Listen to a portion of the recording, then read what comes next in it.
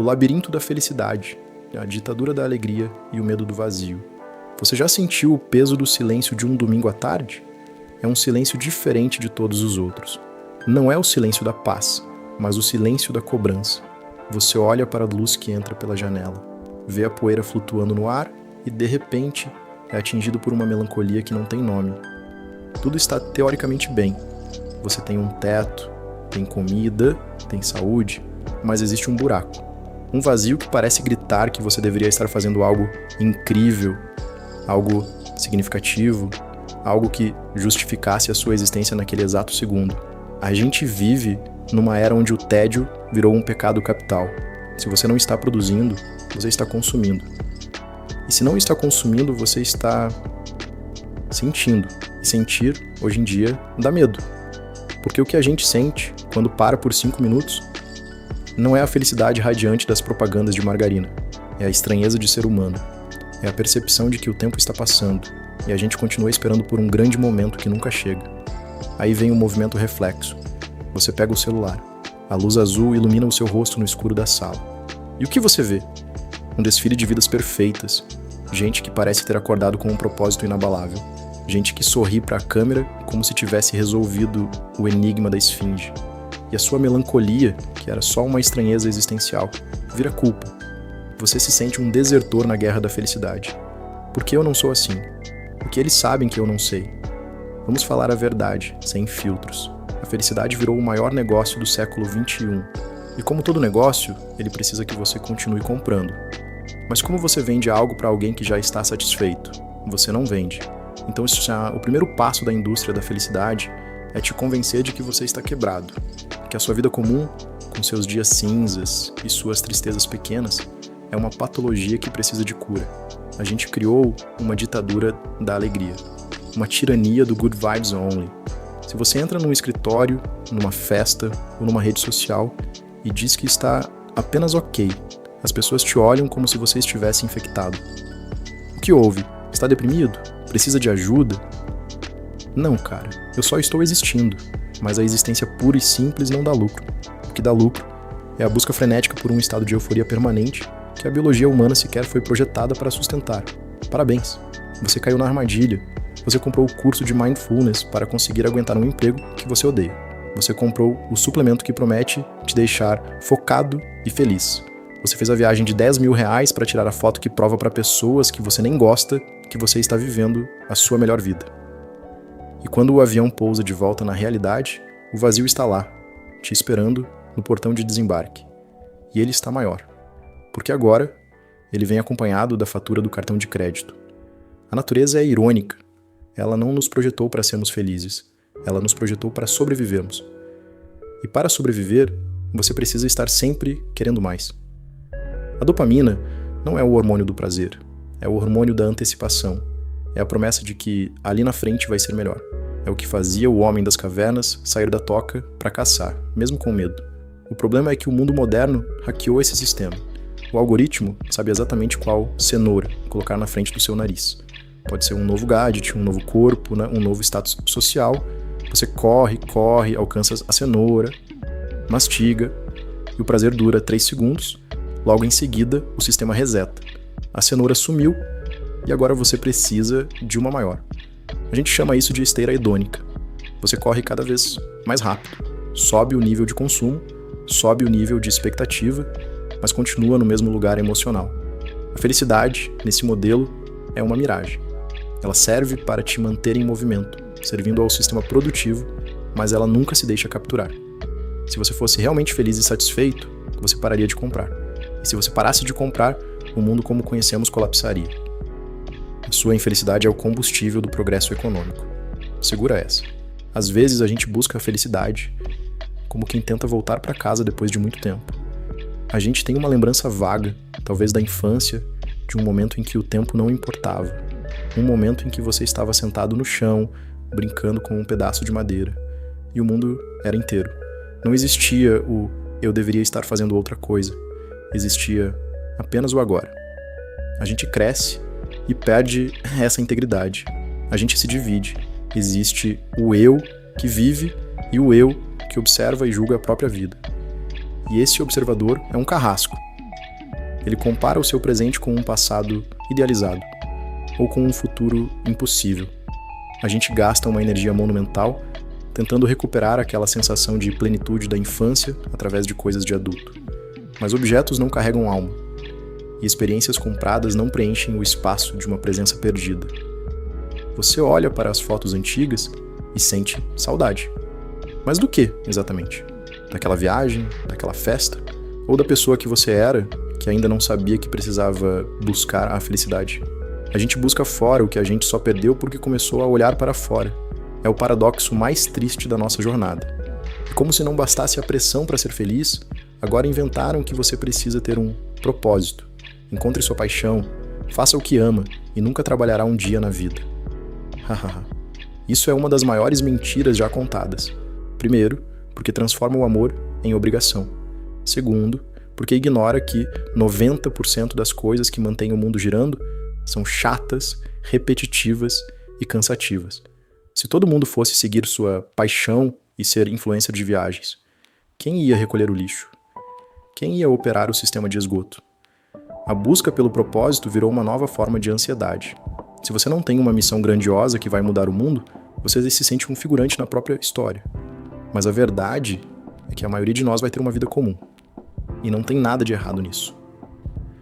Existe uma dignidade imensa em fazer o que precisa ser feito, em cuidar dos seus, em ser honesto nos pequenos gestos. A gente não precisa salvar o planeta para ter o direito de existir. Às vezes, o seu único propósito é aguentar o dia de hoje. E isso já é heróico o suficiente. Por que a gente tem tanto medo de ficar sozinho no quarto, sem barulho? Blaise Pascal dizia que todos os problemas da humanidade vêm da incapacidade do homem de se sentar calmamente em um quarto sozinho. Quando o barulho para, as perguntas começam a aparecer. Quem sou eu, quando ninguém está olhando? O que eu estou fazendo com o meu tempo? A morte é real? A indústria do entretenimento é, na verdade, uma indústria de fuga. A gente usa a música, as séries, as redes sociais e até o trabalho excessivo como um escudo contra o vazio. Mas o vazio não é o inimigo. O vazio é o espaço onde a consciência respira. É no vazio que a gente consegue, finalmente, ouvir a nossa própria voz, e não o eco das expectativas dos outros. A gente corre da solidão como se ela fosse uma doença, mas ela é o único lugar onde a cura é possível. A felicidade, que não suporta o silêncio, não é felicidade. É apenas euforia barulhenta. A gente vive numa cultura que odeia o sofrimento. A gente quer deletar a dor, deletar o luto, deletar o fracasso. Mas uma vida sem dor é uma vida sem profundidade. É como um livro que só tem páginas brancas. Os estoicos entendiam algo que a gente esqueceu. A felicidade não é a ausência de problemas, mas a qualidade da sua resposta a eles. Sêneca dizia que ninguém é mais infeliz do que aquele a quem a sorte nunca enviou uma adversidade, porque essa pessoa nunca teve a chance de testar a própria força. Quando a gente aceita que sofrer faz parte do pacote, a gente para de lutar contra a realidade. E nessa aceitação nasce uma paz estranha. Não é a alegria saltitante das propagandas. É uma serenidade sólida. É saber que o mundo pode cair, mas que você tem um centro que não se abala. A gente busca a felicidade como um escudo contra a dor, quando deveríamos buscar a sabedoria para caminhar através dela. A nossa felicidade está sempre no futuro.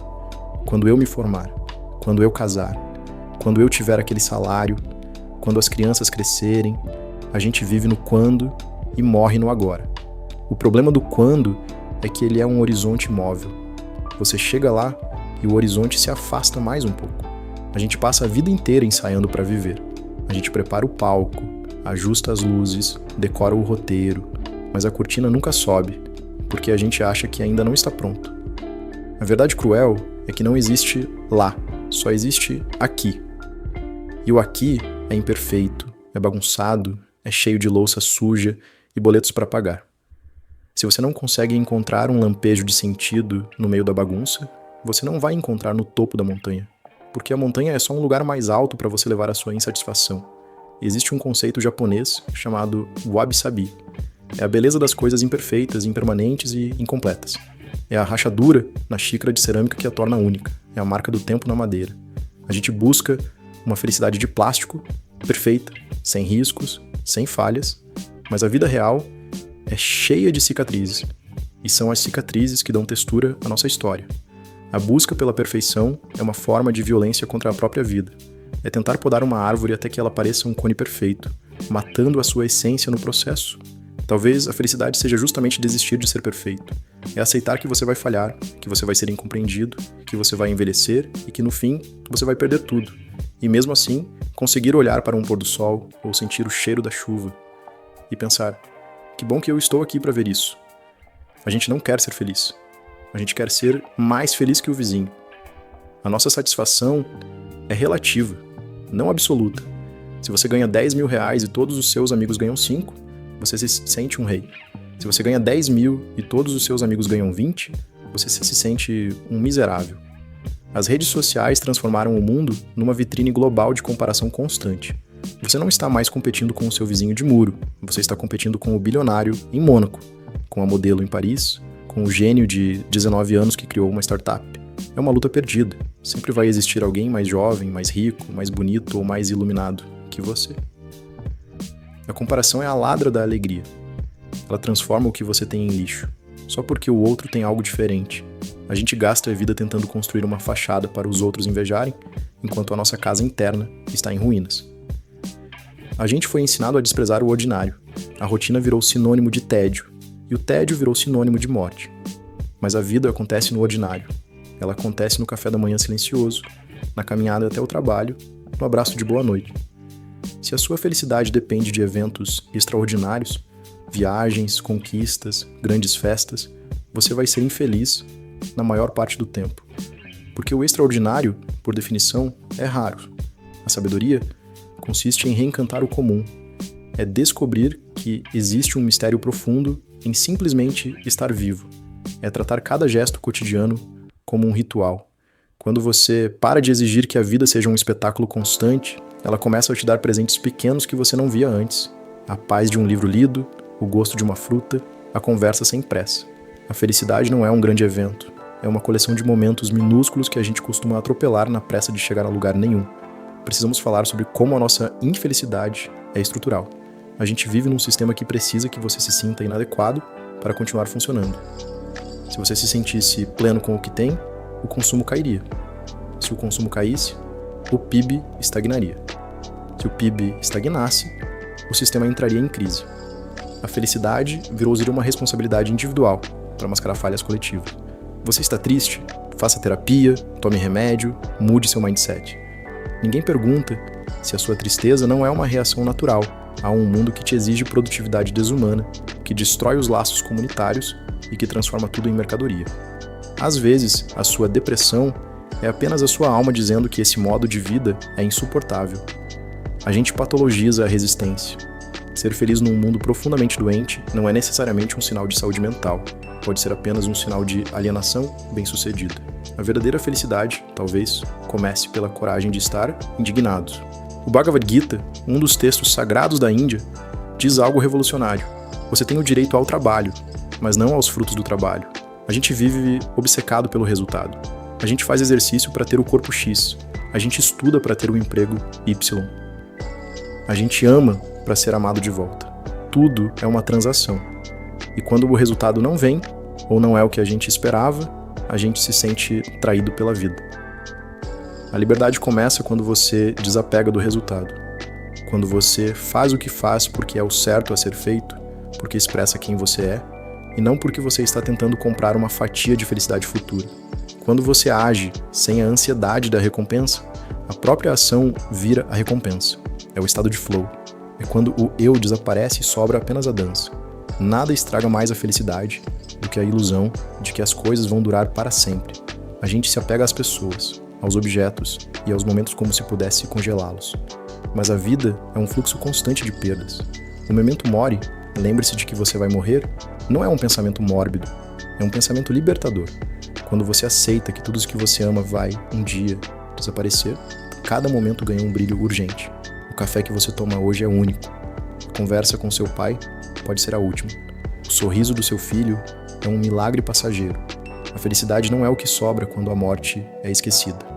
A felicidade é o que floresce justamente porque a morte é real. É a consciência da nossa fragilidade que dá valor ao nosso encontro. A gente busca a eternidade em coisas de plástico, quando a beleza está justamente na pétala que vai cair amanhã. Então, chegamos ao fim da nossa caminhada. E o que sobrou?